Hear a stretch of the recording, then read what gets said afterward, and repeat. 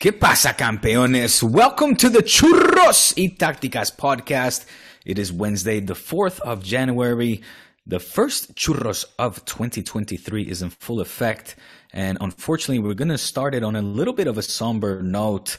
You probably noticed from the intro, it wasn't as lavish as probably our usual first editions of the new year are, where we might let off, some fireworks or a few firecrackers or two.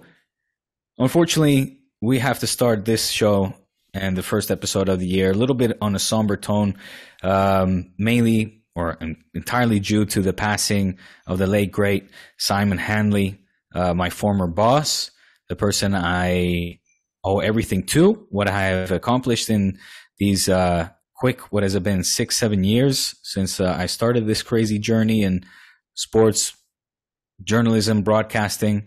I have just come back from the funeral, so I asked Kiyan, can I just dedicate a few words to Simon Hanley, a man that, like I said, worked with, was my boss, shared, thoughts with in the newsroom and a few beers with in the bar downstairs. Moments like these, Kiyan, it makes me kind of mad at myself that I didn't maybe have a few more beers in the bar downstairs, meaning that I didn't get to know the people that I work with and I actually admire, that I didn't get to know them more personally and better when I had the chance.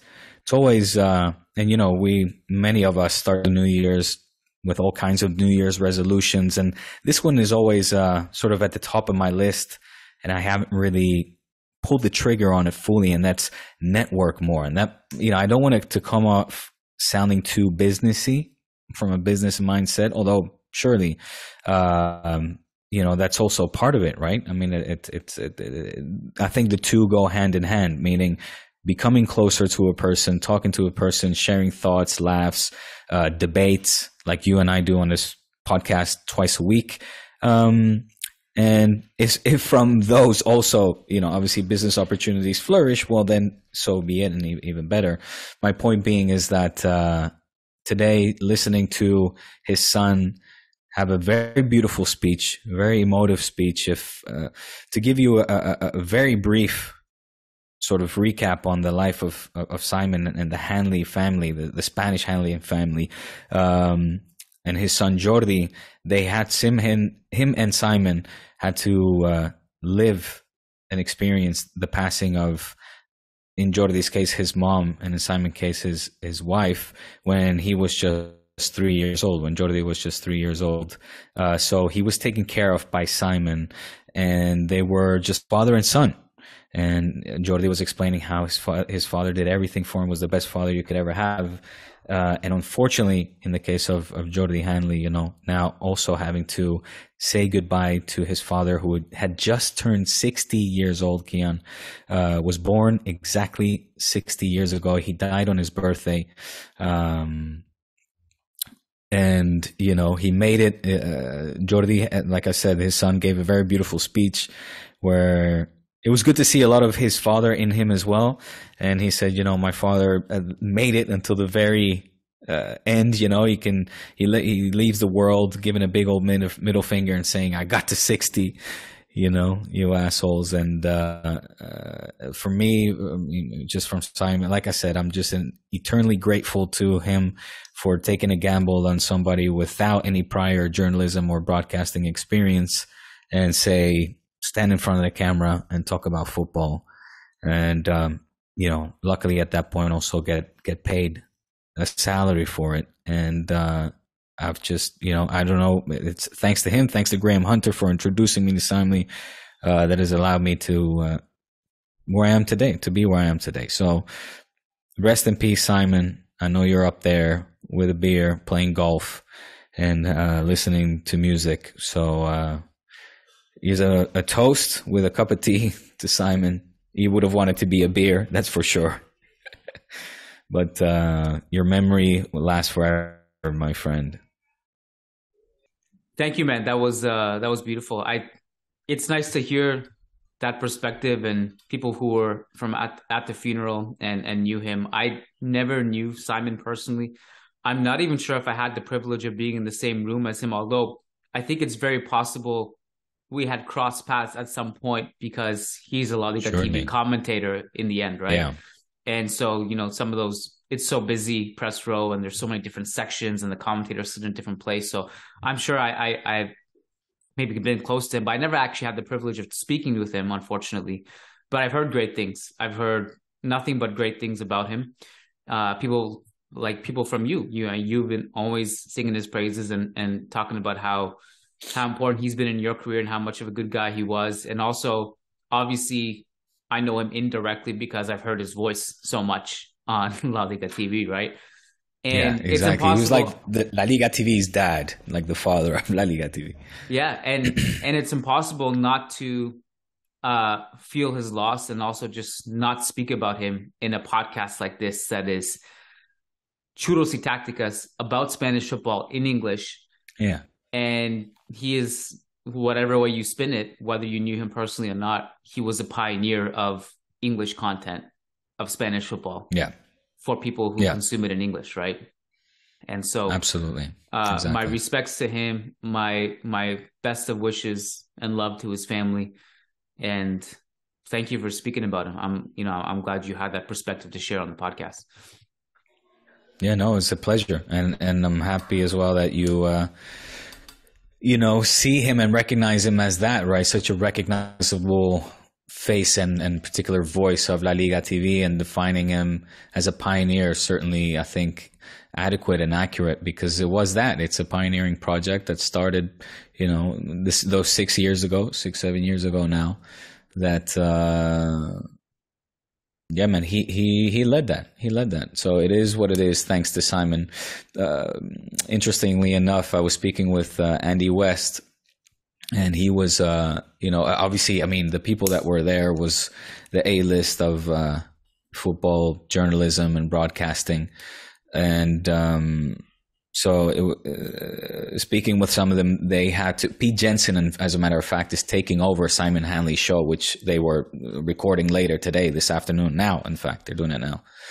And Andy West was also going to go on the show. And just realizing that it's quite a fitting moment to have the ceremony, and then, the show be on the day where he would normally present it, the Wednesday show, which was very different from the Viva La Liga. So Viva La Liga. We're on the Thursday show that I had the pleasure to present. Well, ours was more of a magazine type of show, whereas his show, the Wednesday show, was more of a debate show where he had 4 guests sit around in these like big comfy chairs and just talk or debate about football. And it was very suiting. It was very fitting to him, his character. And may the show live on. I'm sure Pete Jensen will do justice. And today, I don't know who else was on, but Andy West was one. So his memory will live on, that's for sure. Yeah, may the show live on, and his memory for sure will live on. There's no question. Yes. I'm glad we took some time to start the podcast to speak about Simon. And Simon obviously would be more than pleased to talk about football as well. So why don't we transition to football? And yes, I don't. He was a big Newcastle fan, so this was a good season for him. Newcastle in 4th. This is. What about? It's crazy what's going in the Premier League. The Premier League is just amazing drama and amazing just stories and just amazing things happening in the Premier League every day. However, closer to home, Diego, what's going on with Barca? So many questions for you, man. I have so many questions for you, and it pains me to have all these questions for you because I know I can't get a straight answer out of you on the free show. It's a free show today, but I'm going to try. But actually, before I try, why don't we get your thoughts on Barca Espanyol?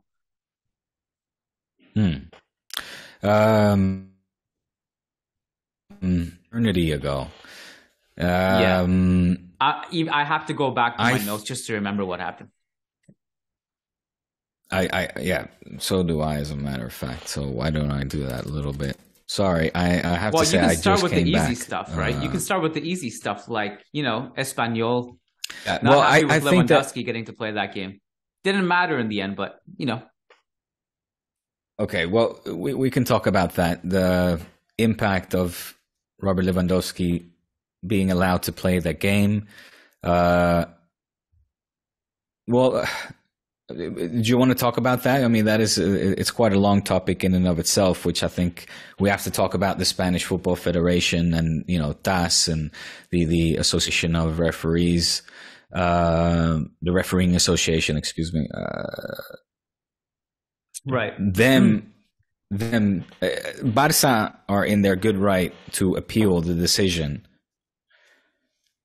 The fact that the Refereeing Association took so long to admit or submit that request, let's say, that was really the cause for Lewandowski being allowed to play, because it was like, okay, it's officially being now looked at, when they had already that time to look at. But it was the holidays, everybody's with their families, no work is being done, etc. Come out all of the Spanish stereotypes that you want.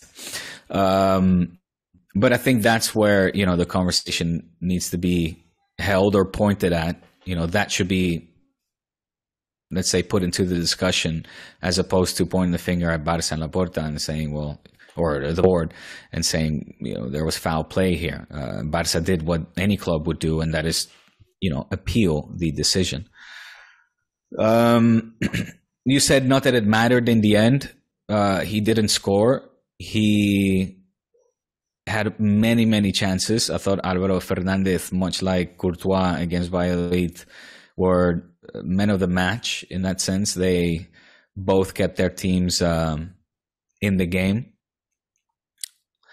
I recently saw a list go around on Twitter. I think it was Barca Spaces, actually. And Robert Lewandowski at the moment heads the list of the biggest missed chances in the top 5 leagues, or I don't know how, European leagues. I don't know if top 5, top 3. I'm not entirely sure. But let me look that up. I'm curious now.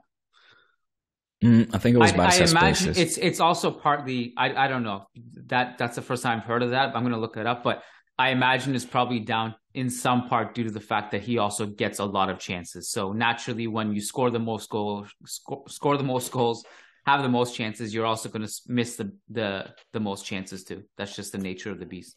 It's much like players like Modric or De Bruyne, who attempt very high degree of difficulty passes at a high volume. Their passing percentage is going to be lower. But yeah, that makes sense. Continue. That makes sense. I cut you off. No, it's just let me round out the point. You said it, it didn't really matter because he didn't score. I mean, he was the one that had the best chances, and he didn't materialize those through Álvaro Fernández. It's, of course, it's evident to say, despite the fact that Barca are the second highest scoring team in La Liga, just 1 goal behind Real Madrid. Really? We surpassed you guys?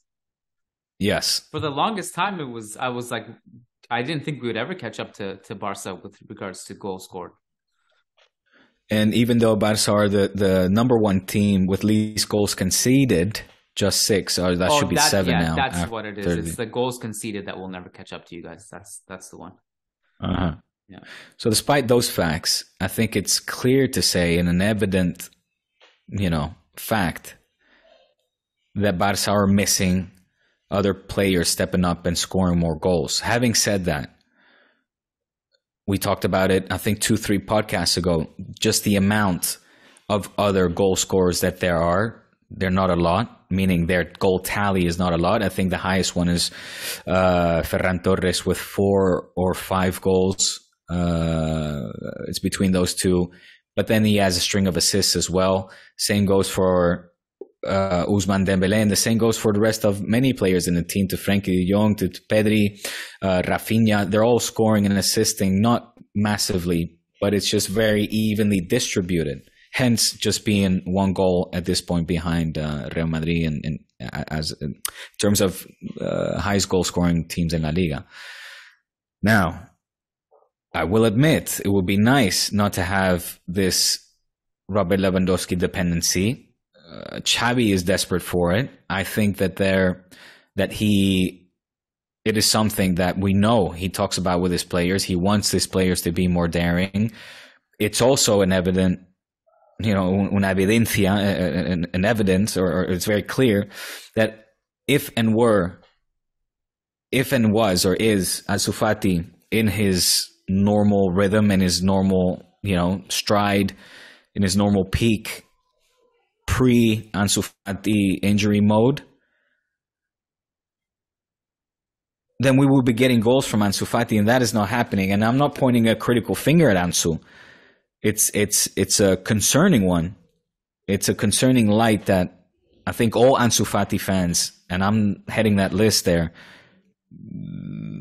it's a concerning thing to see that Ansu is missing that, call it spark, call it, innate goal-scoring ability.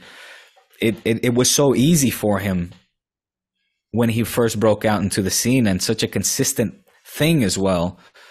And in clutch moments, and in, these memorable moments where he comes back from this injury to score a goal immediately, an important goal outside of the box, get hoisted into the air by Araujo. And that was not even the first time that we had seen that from him, to then relapse again and now be, I don't want to say a shadow of himself. That's too harsh and unfair. But maybe what is missing is him believing more or daring more, or maybe just that maybe something else is up. And we have said that, and I don't, I tread fine ice here. I cannot, go into this as much as I would like.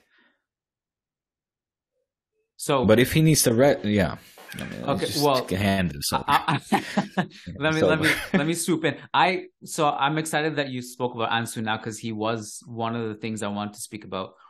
But I just want to go back to Lewandowski really quickly, in that with the whole appeal thing, there was a lot of confusion by the masses of what's going on, because there was a point made that, like, okay, even if you're appealing the 3-game suspension, why is he allowed to play against Espanyol? Because that's unrelated, because he got a red card. So regardless, but where some of that confusion came, Diego, was that Barca also appealed the red card, and that also delayed the suspension against Espanyol. So that's just to clear up some of it. Whether you want to agree that that's fair or not to Espanyol is a whole different story. Lucky for them, Lewandowski was not scoring in that game, so they and unlucky for Barca, that also happened, and now he's going to miss a game on the other end against Girona. I think is the final game of the suspension. It'll be Atletico, Getafe, and Girona. Yeah.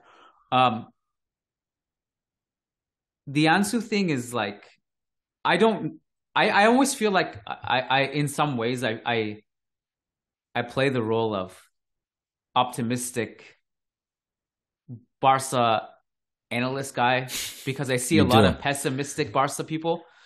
And from what I've seen, and I don't know if this is actually the general sentiment, but from what I've seen, it's a lot of pessimism around Ansu Fati's. Like I've seen a lot of like performances. Yeah, but I've seen a lot of people just look at Ansu and be like, well, he's not what he used to be anymore. He's lost it. And I don't know if I'm naive or crazy, but maybe just to remind people, he's 20 fucking years old. 20. Yes. Yeah. 20 years old.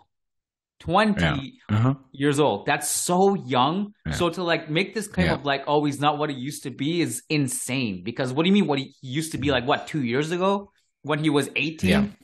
I guess the argument and concern is, if you're a Barca fan, is that have the injuries already taken a toll of him and he's lost some explosiveness from his injuries. That's, I suppose, a valid concern.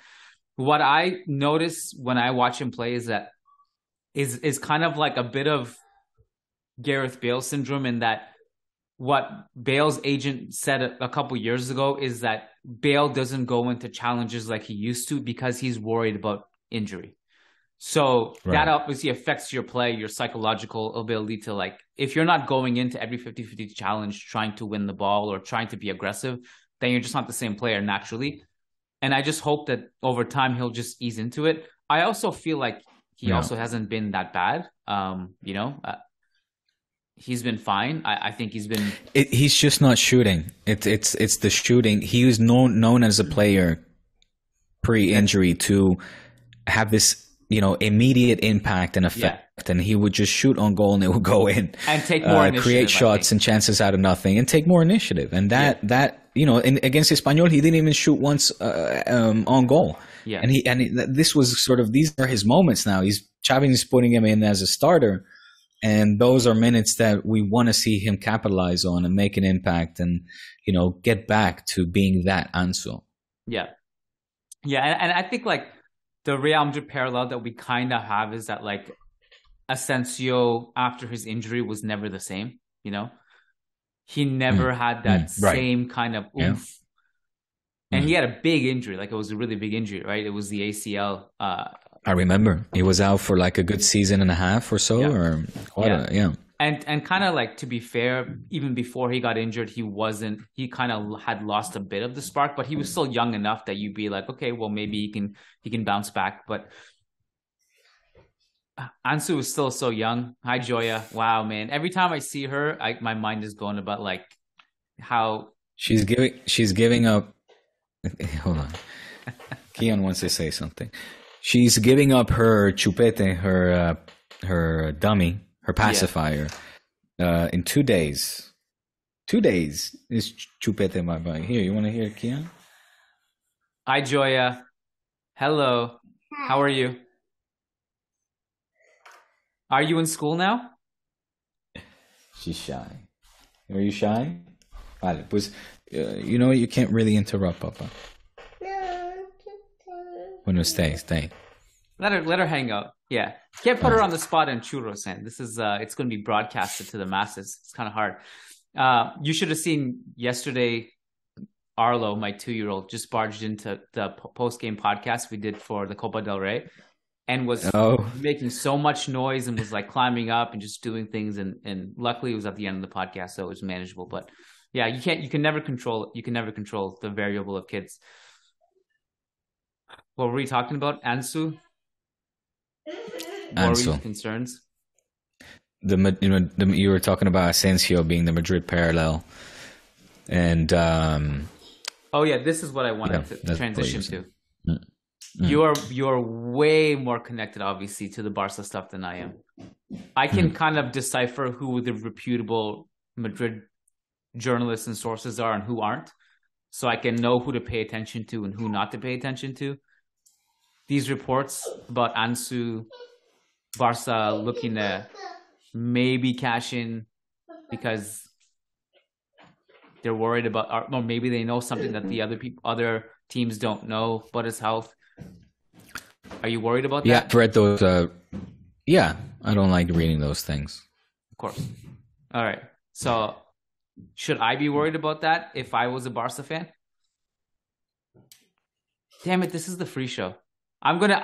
So here's my hunch, and you can on Friday you can maybe be more vocal about it or give me a head nod or a head shake. I think it didn't seem like a real report to me because I didn't see many people report it, but I saw a couple people report it, and I just questioned it, I guess, because who did you see report it? Here, I'll bring up the name right now. Let me tell you something. That I don't know, but that I am convinced of. Marcel Llorente. Llorente, vale. I know. So no, you said Marcel, I know. All right. Don't pay attention. All right, cool. Marcel Llorente has a very big reputation here. He was one of the people that got paid by Bartomeu. That journalists were being paid up to 300,000. As a way to report nicely on, but yes, right, I'm making a note right now, scratching his name. Yeah. Got it. I don't know any of this information, and I'm Marcel Llorente, who I have an opinion of, certainly has his sources and access to information. I am convinced, however, that the club and certainly Xavi and club are fully behind Operation Ansu and getting him. Should be. as they should be, and getting him to be the Barca number 10, which was, something that not just simply offered or given to any player. And it was a big deal. It was a big deal for Ansu. He actually, when he was offered it by the club, went first to the team captains, and asked how they felt about it, sort of to get their perspective, if not approval. And then accepted the very big challenge that other players who were offered the number 10, shied away from. They didn't want it. So, and he took that with I think it's been 2 years now that he's been number 10. And with that comes great responsibility, great expectations. So pressure for the youngster, but I am convinced that Xavi will be working hard and wanting for Ansu to succeed. And god damn the fucking cameras. The other aspect is that if that report even materialized and was true in any sense, it actually makes no sense if you're the board from a squad building perspective, from a financial perspective, because his value is not going to be that high right now. Just work with him and get him back on track is the way smarter, both sporting and financial decision. It's a no-brainer. Would you have expected him to play more with Lucho? I don't expect anything from Lucho. I don't know what the expectations. He brings up bad feelings in you. Let's not. No, I'm not. My point is, I don't know what that means. Well, what do I expect from Lucho? I expect one day he'll just start me or you in the Spanish national team and bench Maradona if he had the choice. I just don't know what to expect from him.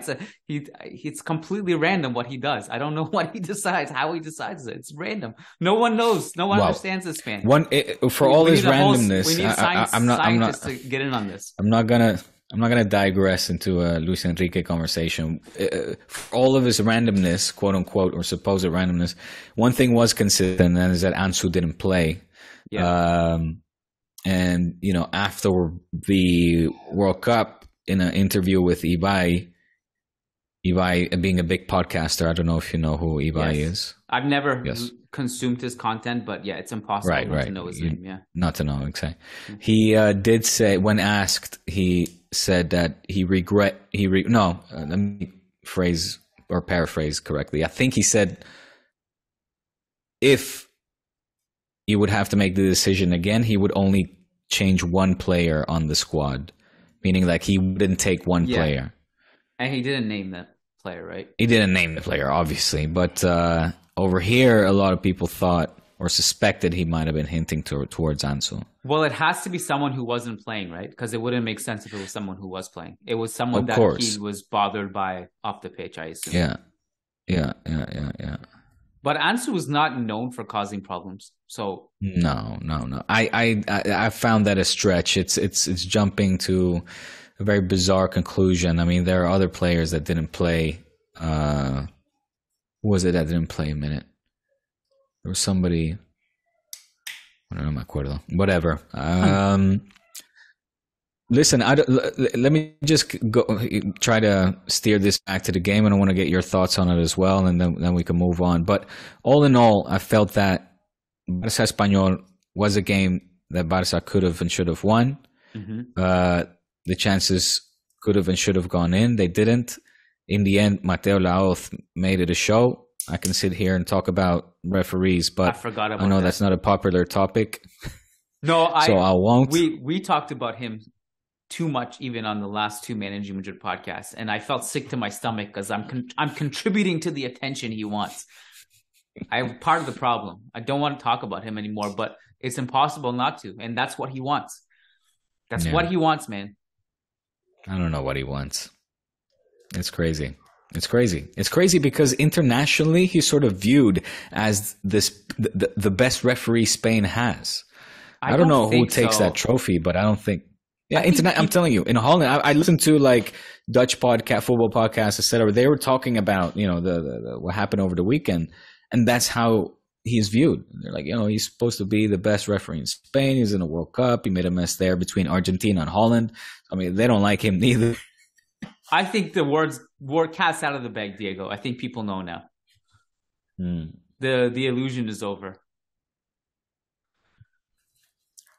But I you know what though? I know people don't want to hear this, and I don't agree with it. But it is the way society works. Because he's built such a brand for himself, he's guaranteed after he stops being a referee to be on TV, to get a job in the media. Yeah. Like he's got that locked down. They're gonna love think about him. Yeah, it's got that on lock. Yeah. Yeah, that was a disaster. Before we move on, did you want to ask something about the game? No, I guess what is your view on Barca? Xavi is being sort of slated and dragged through the mud. You can already see that there's a bigger divide now between the pro and the anti-Xavis. They are coming out the woodworks and hard and fast, I would say. So the confidence in Xavi is slipping amongst the more perhaps flaky ones, or those not convinced, even going to so far as to say that since Koeman there has not been a progress under Xavi Hernandez, which that in and of itself I already find absurd. I find that insulting. I find that so bizarre, because for me clearly we're still in the right direction. My faith in Xavi is not budged a bit, and on YouTube, they'll call me a fanatic and they'll call me all kinds of things. But for me, this team,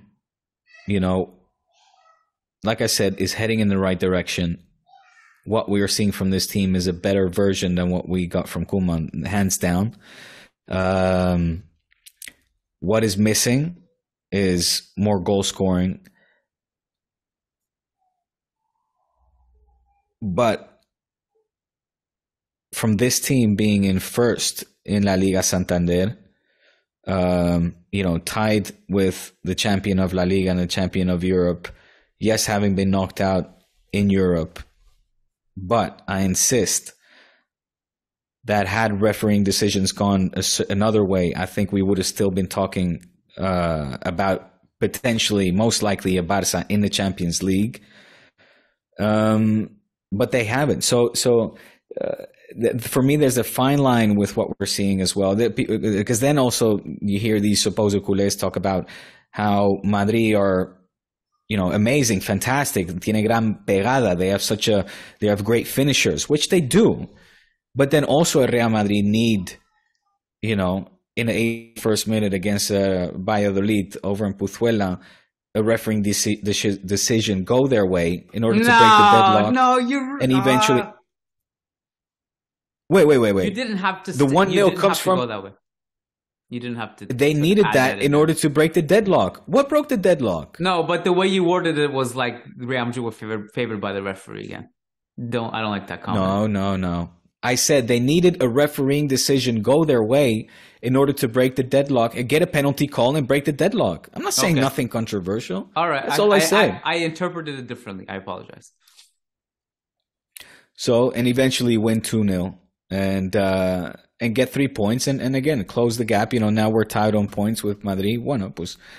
My point being is I think there's a fine line. I don't see Real Madrid so much superior to this Barca.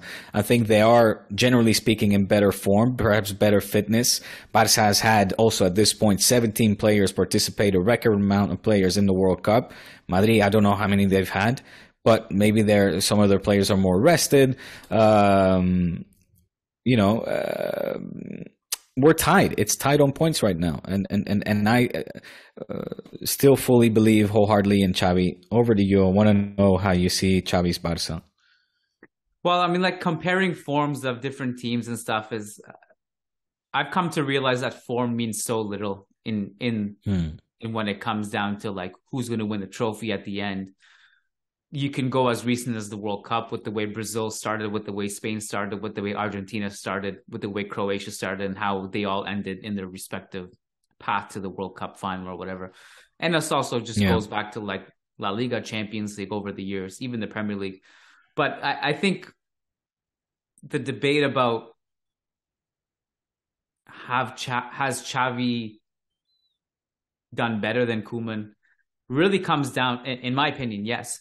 But it really comes down to, are you looking at the results or the process? Because correct me if I'm wrong, because from a results perspective, it's not necessarily better, right? Or it wasn't better up until a certain point. Well, I mean, with Koeman left Barca at 9th after 12 matches. But I mean, wasn't there a stat that like showed Koeman's first X amount of games versus Xavi's first X amount of games? It wasn't necessarily better. Yeah, look, there was that stat, and then I mentioned as well that there was from potential kind of fuckery with the numbers. It wasn't something that I kind of really took serious or started to delve into. I would like to see what the stats are now. I mean, look, again, Barca are top of the league and getting very good points. How many matches has it been? It's been 15 matches. We're on what, 38 points? I don't know if the thing in front of me. And also, it needs to be highlighted how good Barca have been defensively. Man, it really needs to be highlighted. Like you could now. I have a different opinion about that. The amount of goals. Yeah, I mean their defense has been unbelievable in La Liga. Now I have a different opinion on that when it comes to their defense in big games, whether it's the Champions League or against Real Madrid. It's a different story. I don't think their defense has been good, but just week in, week out, it's been unbelievable. The other thing that needs to be talked about is that if you replay this Barca Espanyol game, Barca wins this 9 times out of 10. Like, Espanyol did nothing outside the penalty, and Lewandowski missed at least two really good chances he would probably normally convert. Yeah. Marcos Alonso had one like point blank too in the first half. I think that was the Alba cross. So I think Christensen had one also, a big one. Maybe, probably, I don't remember, but yeah. So like this is kind of in some sense a freak result in a lot of ways. Espanyol don't pull this out. One of us, we never know who it is. One of us was tweeting on the Churros Twitter account during the game, and someone had asked, "I'm not watching. Does Espanyol have any chance?" And the answer was like, "No. I mean, they're getting played off the park." But the answer also was, if Espanyol somehow keep it to 1-0, they can score somehow late. They can do it. Yeah. Whether it's through some just shithousery or whatever, it was on the table. And luckily for them, they were able to hold it. And also Barca missing chances, and then they come away with it. And then there's just like that. Did you see the stat? I mentioned this to someone on the podcast recently, on Managing Madrid Podcast, that the 19 minutes or so, or nearly 20 minutes of the play being stopped in that Barca game was like apparently a La Liga record. Oh, no, I didn't see that. It came from Sport, and I don't know whether that's actually the La Liga record or not, but it's a lot of time that Mr. Referee was just standing around in front of the cameras for 20 minutes, basically, while everyone was confused on the field. We talk about like improving the league. How about start there at least? It's nonsense. That was not football. Like literally half the game was not football. It was just one man like just walking around the camera and just making sure he's seen. It's absolutely embarrassing. Get him out of here. Get him out, man. It's not football. It's time. It's time to unify criteria as well. It's time to get an understanding of why, what is what's being taken into account. I mean, for me, also the double red card should have stood. The one to Cabrera, right? Was it Cabrera? Yeah, it was Cabrera. Yeah, he had, and it got rescinded, right? Yeah. Yeah.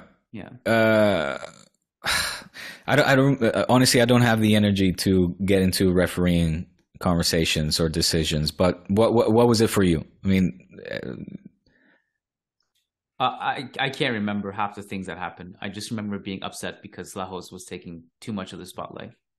Just being annoyed. Yeah, I remember generally that he was making bad decisions on top of that. So probably, I don't know. Generally speaking, we can sit here and talk about it. We'll add another 20 minutes to this conversation, and I'll catch a bunch more shit for being a fanatic. But so to spare us from having that conversation, I'll just say this: I agree wholeheartedly with those who say that the referees need to come out and talk. Yes. To explain themselves, to explain decisions. Yeah. I do not understand why certain players and coaches are being sanctioned and suspended while others don't. I hate What's the criteria? So I don't like it when coaches or players come out and complain about referees, but at the same time, I think it's absolutely insane that we punish them for speaking their mind about this stuff, because we hold those guys accountable, and we're basically saying, like, just shut up. Like, this is a dictatorship. Let us have our shitty referees and our shitty calls, and you guys shut up. And if you don't shut up, we're going to ban you. Like, I hate that. It's like, you got to if you're going to have this standard of refereeing, then you got to let people talk too. It's insane. I have a good transition though. I don't know if you saw this. Go. But there was, in Sport Bild, the German publication,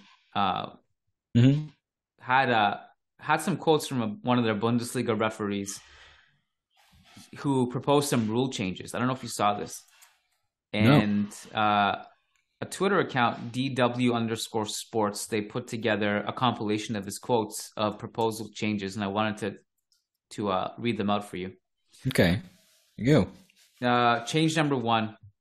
For a tactical foul in midfield, a free kick should be awarded 17 meters from goal. How often will we see such fouls then? That's the first one. So higher punishes for tactical fouls, like intentional fouls meant to stop play, basically. Okay. Say that again. 17 meters away from the box, the 18-yard box? Yeah. Another one. Why 17 meters? Where do you end up? Is that like the half? No, obviously not the halfway line. But. No, definitely not. I'll tell you in a second.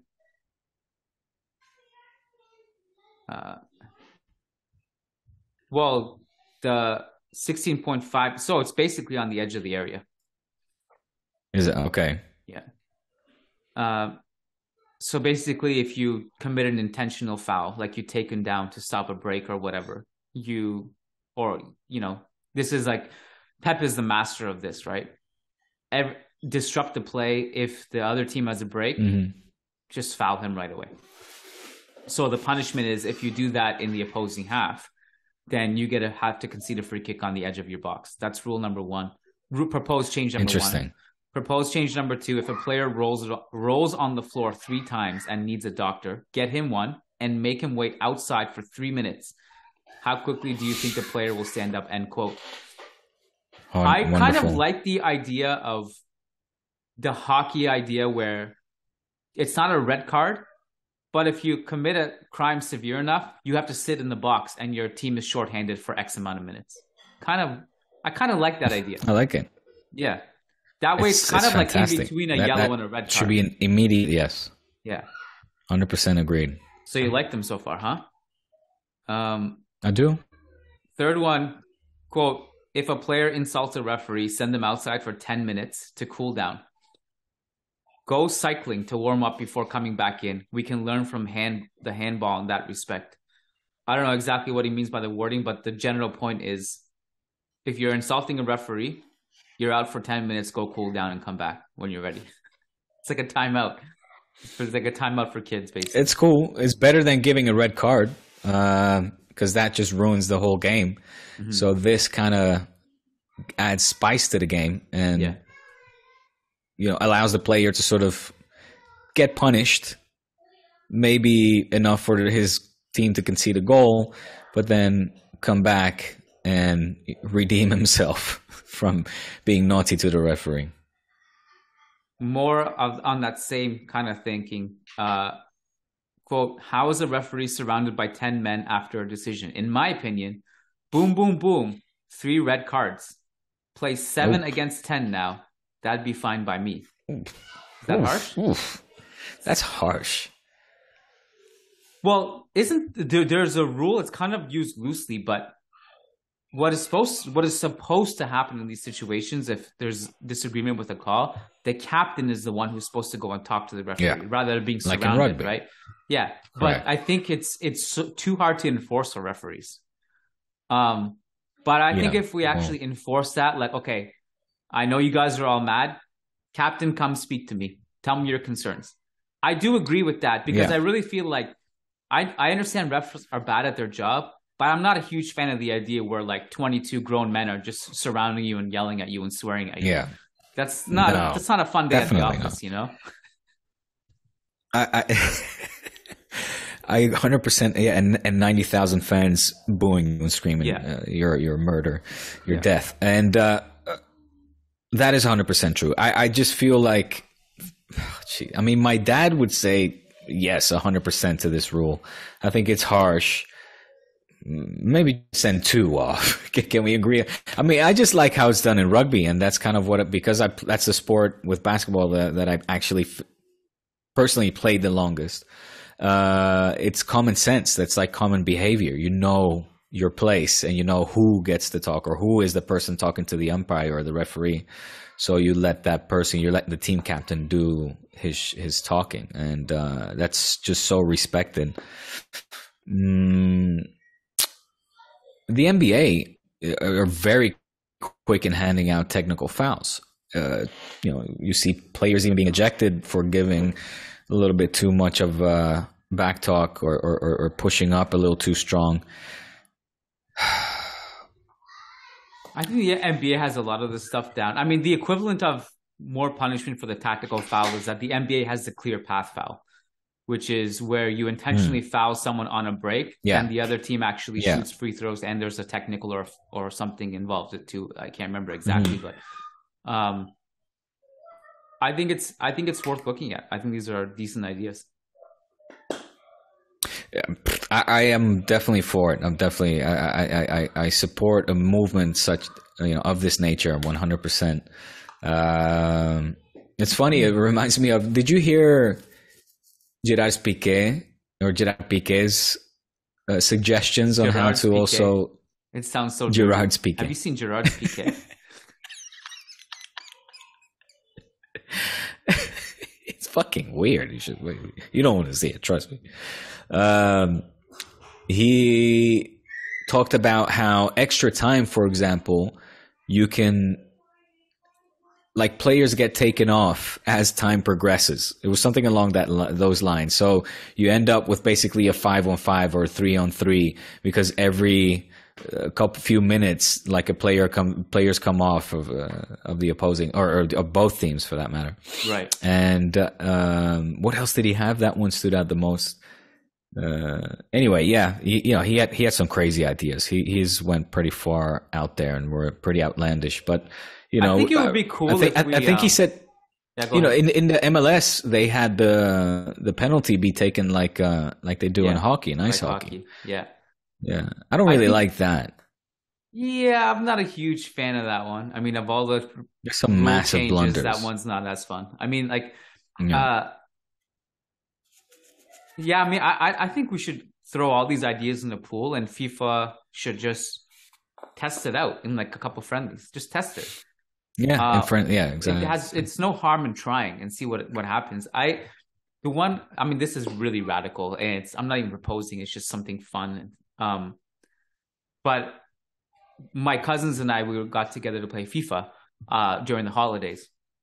We do this once a year because everyone's in town, and I was basically presented with the fact that there are these modes in FIFA that I didn't even know existed, and they were so fun to play. Right.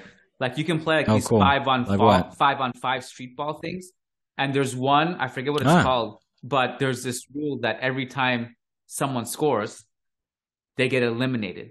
So like, let's say if I'm playing 5-on-5 versus Barca and Benzema scores against Barca, Benzema has to go off. So now Barca have 5, Real Madrid have 4. Right. And it just keeps going back. And like by the end of it, it's like 1v1. It's so much fun. Exactly. The PK thing made me think about that. Is like, oh, you could introduce some of these variables. Having said that, like seeing the World Cup that's probably where I got some of final, these ideas from. the World Cup final, the extra time, and that was so insane and entertaining that like a game like that needs zero rule changes. Like it's just incredible, right? But I mean, it's worth playing around with some of this stuff. I think that is proposed. The name of the referee should deserves mention. Were you a fan of the golden? Okay, were you a fan of the golden goal? No, I mean, it was heartbreaking. No, if I'm the team that concedes. Yes, if I'm the team that fuck, obviously. Oh yeah, all right, okay. So wind blows in your favor, you're on board. But if not, then you don't. Okay. I prefer the golden goal though than going to penalty shootout. I hate penalty shootout. I hate it. I don't like it either. You got to come up with a solution for that. I don't know about hating with a pack. I mean, it's the moment in football where the entire world tunes in, even those, aka my wife, that don't like football. It's great for ratings, and you know, Tito Flo and Gerard Piqué and company.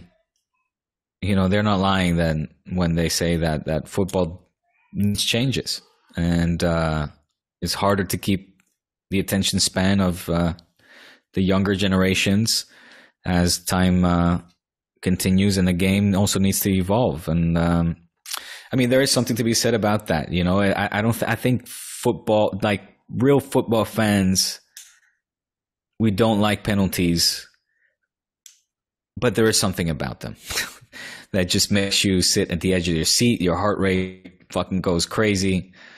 It's undeniable. Yes, but it's cruel as fuck. It obviously is cruel. I would say that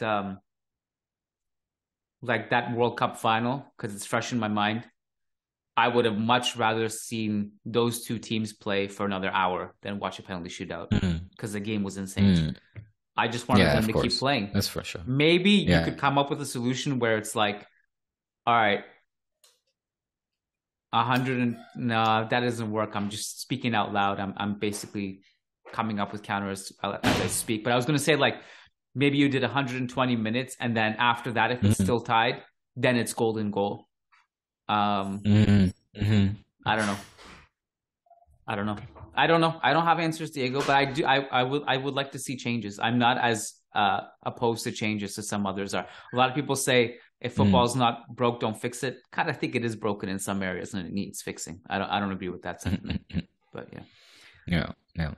Can I just say something about Atletico before we finish? I assume we're please do. Hey, they're big win. I think seeing Griezmann in that World Cup, it was great to see him back to being Griezmann, and in this one in a new role with France. But I feel like the confidence that Atletico can get from the World Cup is pretty solid. They look great against Elche. It was nice to see Joao Felix and Griezmann play together, and it was nice to see Joao Felix score, because whether you're an Atletico fan or not, I really want Joao Felix to stay in La Liga because I think he's a really talented footballer. And I don't know, maybe we can get a surge from Atletico in the second half of the season. That'll look good. Listen, I'm happy that Joao's still there. I was hearing for them that they would bid farewell to this very talented player. Griezmann was great also in the World Cup. So it's excellent to see him hit his stride and get back into form as well. They've got great talent. We've always said they've got great football players. And, unfortunately for Cholo Simeone, there's always this lingering question with sort of lackluster results, and crashing out of the Champions League is a disappointment and is a failure, un fracaso, for a coach with a squad like Cholo and Atletico. But that question lingering over his head, it's time to go. I mean, now there was even talks of the club having offered him to pay him out during this winter transfer market. So, I mean, from an outsider looking I still think that they'll finish third. My prediction, New Year's prediction, Atletico will finish third still.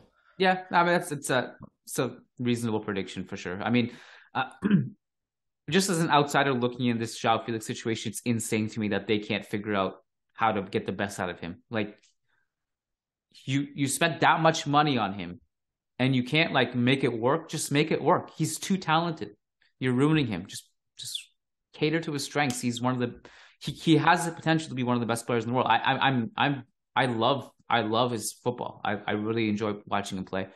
I hope he succeeds, even though I'm not an Atletico fan.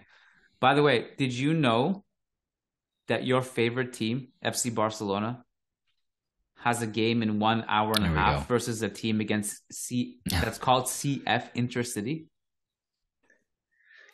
Club de Fútbol Intercity, claro. Alicante. They were founded 6 years ago, 2017. Interesting little club. They were put together reportedly by several YouTubers or like influencers as well. That they helped fund this team. But yeah, I am aware of that. Yes, sir. By the way, can I just add something? I'll tell you right now. Can I just add something real quick? Because I came across this news that you dropped about Marcel Llorente talking about the club wanting to or having put Ansu the selling block for a reported 70 million. Reason number one, he says, is because of his declining form, and number two is the wage bill, to lower the wage bill. Yeah. However, Ansu is not up there with the top paid players. So for me, that doesn't make sense. Ansu is in a scale and agreed to renew, accepting, a certain pay scale according to his age. So he is not un lastre. He's not a massive baggage. Obviously, there are economical financial restraints in the club, but Ansu is not necessarily, he's not the one that earns the most. So his reasoning just simply don't add up. Neither the decline in form nor his wage bill being too high for the club. Yeah. Now, in terms of who starts, I think Ansu will start. All right. Great segment. Great segue. Sorry. I just your point about that. It's amazing how much bullshit is spewed with regards to this stuff, and people eat it up, including me today when I brought that to your attention. I've gotten to know so many agents of players, and sometimes I'll just see something and I'll send it to them like, is this true? And they'll just be like, this is BS. And then be like, I'll literally ask them, I'll just like, why do you think this was leaked? And they'll literally say, because people need clicks. That's it.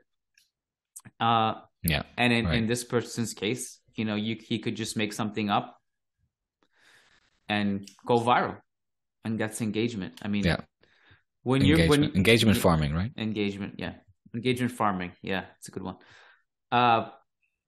CF Intercity, by the way, just looking at Barca's Twitter, they play at the same stadium as Hercules. No, there was it's a whole ordeal that I don't know the whole backstory to this, but they basically had to ask to play this game somewhere because they didn't have a stadium that met big enough requirements. Yeah. Because their home stadium only seats 2,500. Right. So they moved it to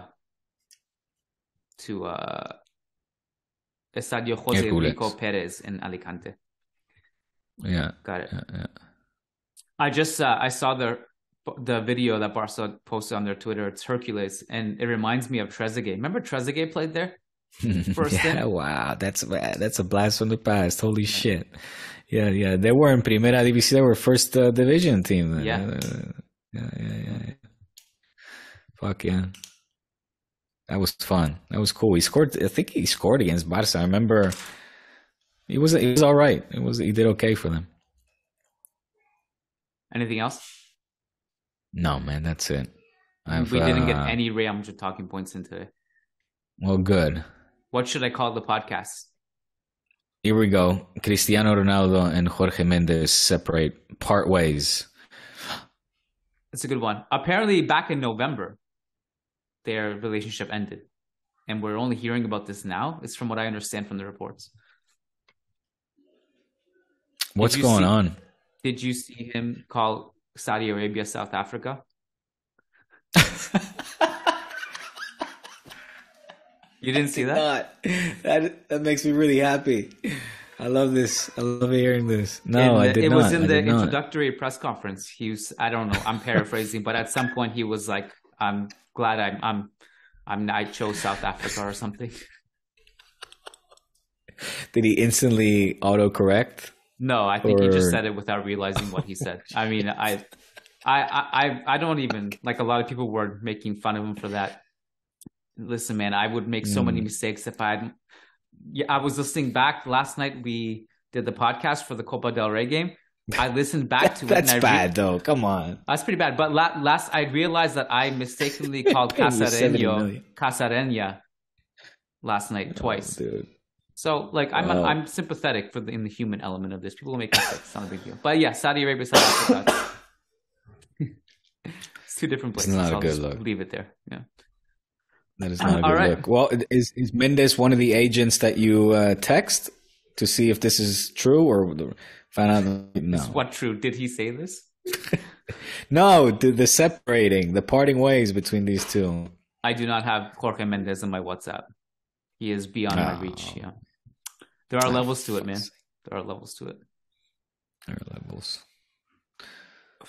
Well, in that case, good luck I think we have reached the end of today's pod. Good luck against CF Intercity. My prediction is that thank you. It'll be not as comfortable as you think because that's how Copa del Rey goes. No. Yeah, trust me. Remember the Ibiza game? Yeah, that was nasty. Artificial grass. But only certain. Let's not complain about the pitch because only certain people are allowed to do that and get away with it. When it's as bad as it was last night, you can. Then yes, then it's okay. The double standards continue. Okay. Yeah. All right, bud. Some people just can get away with it, I guess. Dude, it is striking to see the news outlets. Literally, these memes have been going around the way certain news outlets treat Xavi when he talked about bad pitch, or when Carlo Ancelotti do it. And the headlines that read Llorón, crybaby, they calling him a Gardner expert, to then saying, razón completo for Carlo Ancelotti, like completely in accordance with this person. And the same journalists from the same news outlets, just. Well, what I'll say is that it's like one thing to complain about the length of the grass. It's another thing to compare about basically no grass, which was what Real Madrid played on last night. Well, Ibiza, it was artificial pitch, man. Like serious injuries could have happened there. Anyways. As a Canadian who had no grass basically growing up, I don't understand any of the complaints. We played on artificial grass or just rocks. So, because the weather is just not good enough to have good grass here. Barefoot. Yeah. Oh, right. Really? I mean, super green, no? Canada? If you're playing at a professional level, like, it's not bad. If you're playing in just a small town growing up, it's just basically like my high school it was a hill. Like literally there was a curve on the field. It just bumps up in the middle and then it just covers back down. And then it's just weeds and rocks and mud and stuff. You have to run uphill. Yeah. Listen, and then see the ball come downhill. Yeah, run downhill. Let's wrap it up here. Just a note to our listeners, if you like this nonsense, go to patreon.com/Churros y Tácticas for an exclusive podcast once per week. We took a bit of a break over the holidays, but we're back at it. 2023, it's back on full force. So if you want access to that, patreon.com/Churros y Tácticas. Thanks, Diego. It was fun. Thank you, buddy. Good catching up. Take care, buddy. Peace. Definitely. Peace.